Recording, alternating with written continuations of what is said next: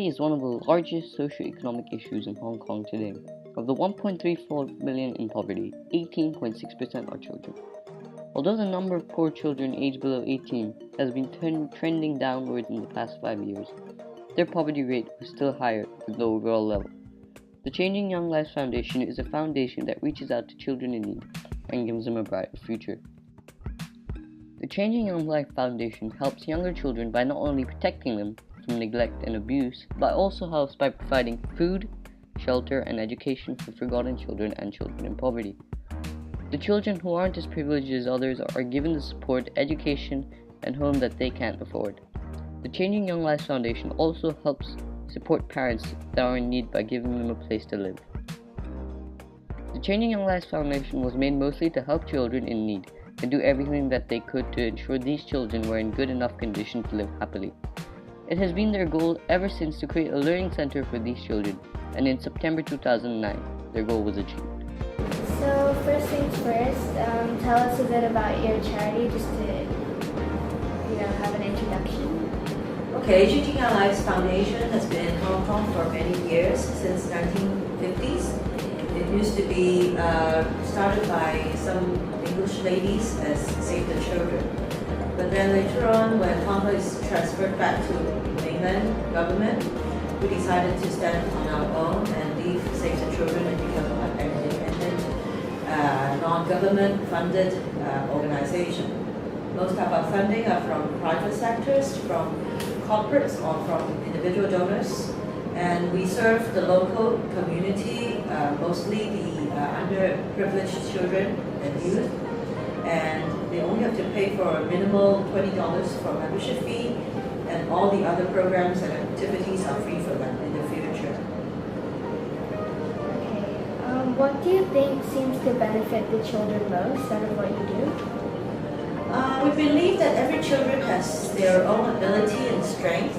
So we, in addition to providing them with tutorials for schools, we also develop them in terms of their other skills and talents, including like music, culture, drawings, and martial arts, sports. We have the different programs for them so that they can explore their inner strength and try to shine in every way they could. What were your aims for this charity? So what do you think the aims for this charity was when the ladies first started it? Because the children are very valuable gifts from God, and we want them to live happily and help them most when they grow up. So in the 1950s, Hong Kong was less prosperous as now, and a lot of people were having a hard time making their living. So the English ladies were very nice, and they helped a lot of families to take care of the children and help them in many ways, so that the children can have food, can have education for developments, and to be cared in every way for them. So following on from your answer, how do you think you've achieved any of these goals? A lot of these goals are gradually achieved, and we try to move even further, apart from giving them education and skills. We also look into their psychological well-being. Recently, we have our Art to Heart program, because we see a lot of children and kids, they don't like to speak up. They're kind of shy, mainly because of the Chinese culture. They are less talkative. They like to hold back a lot of their emotions. And we try to use expressive art to help them to express their inner feelings and help them to investigate and explore inside them and see how they handle their emotions. What do you find is your greatest challenge in trying to fulfill your aims for this charity? It will be in different ways. One way for me is on funding, because we are privately funded, and we have to constantly look for a lot of funding from private sectors.